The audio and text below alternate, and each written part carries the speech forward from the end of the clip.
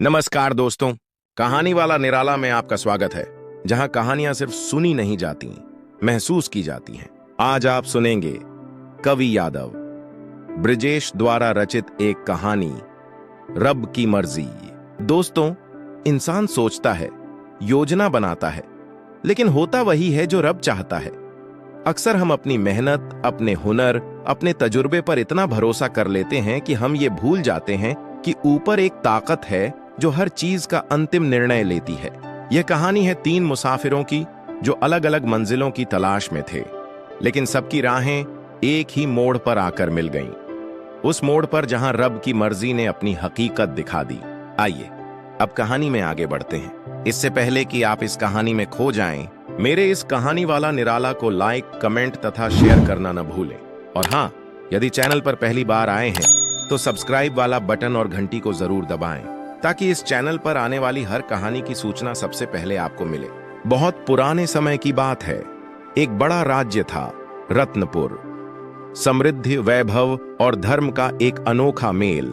लेकिन उस राज्य के बाहर एक गांव था, पथप्रिया।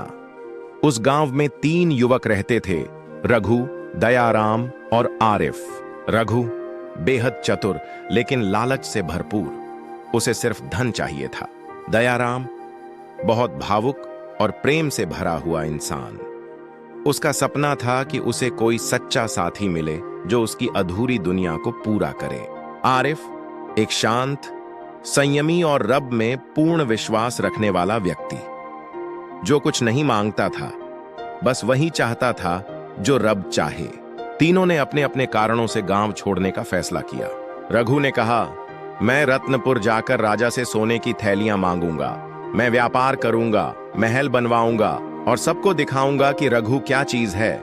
दयाराम बोला, मुझे उस महल की ओर जाना है जहां मुझे कोई साथी मिले, जहां मुझे प्रेम मिले, अपनापन मिले। आरिफ बस मुस्कुराया, मैं तो उस रास्ते पर जा रहा हूं जहां रब चाहे ले जाए, मैं उसका ही हूं। तीनों साथ सफर पर निकल पड़े। सफर आसान नहीं था। भूख, प्यास, जंगल, ऊंचे पहाड़, लेकिन तीनों एक दूसरे का साथ देते रहे। एक दिन चलते चलते उन्हें एक वृद्ध फकीर मिला, बहुत शांत, आंखों में चमक, माथे पर तपस्या की रेखाएं। फकीर ने तीनों को देखा और पूछा, तुम सब किस तलाश में हो ऐ मुसाफिरों? रघु बोला, मैं दौलत की तलाश में हूं। दयाराम बोला, मैं प्रेम की खोज में हूं। आरिफ बोला, मैं उस मंजिल की तलाश में हूं जहां मेरा रब मुझे ले जाए। फकीर मुस्कुराया और बोला, यात्रा चालू रखो, लेकिन याद रखना, जो दिखता है जरूरी नहीं कि वही सच हो। रब जो देता है वही सबसे सही होता है। कई दिनों बाद वे रत्नपुर पहुंचे, वही नगर जिसकी गलियों में समृद्धि झलकती थी। संयोग ऐसा हुआ कि वे उसी दिन वहां पहुंचे जब राजा ने आम जनता के लिए अपना दरबार खोला था। तीनों ने वहां जाकर अपनी अपनी बात रखी। रघु बोला, हे महाराज, मुझे सोने की 2 थैलियां चाहिए, मैं व्यापार करूंगा और समृद्ध बनूंगा। दयाराम बोला, हे राजन, मुझे कोई जीवन संगिनी दीजिए जिससे मैं प्रेम और सुख पा सकूं। आरिफ बोला, राजन, मैं कुछ नहीं चाहता, जो मेरा रब चाहता है वही मुझे मंजूर है। राजा चौंका, तू कुछ नहीं मांगता, ये मेरा अपमान है। आरिफ बोला, राजन, रब के सामने कोई राजा नहीं होता।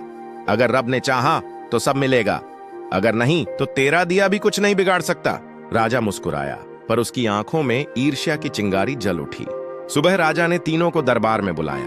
रघु को दिया 2 थैले सोने से भरे, दयाराम को दी महल की सबसे सुंदर दासी, आरिफ को कुछ नहीं, क्योंकि उसने कुछ मांगा ही नहीं।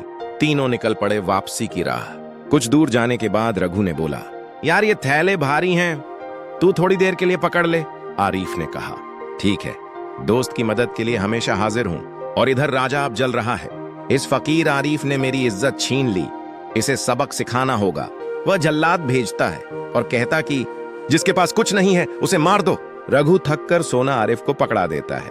जल्लाद आता है और रघु का सिर काट देता है, क्योंकि अब उसके पास कुछ नहीं था। जब सिर दरबार में पहुंचता है, राजा चौंकता है, नहीं, ये तो मेरा सबसे सच्चा मेहमान था। राजा दूसरा जल्लाद भेजता है, अब जिसके पास सोना है उसका सिर लाओ। दयाराम ने लालच में आकर सोना ले लिया था।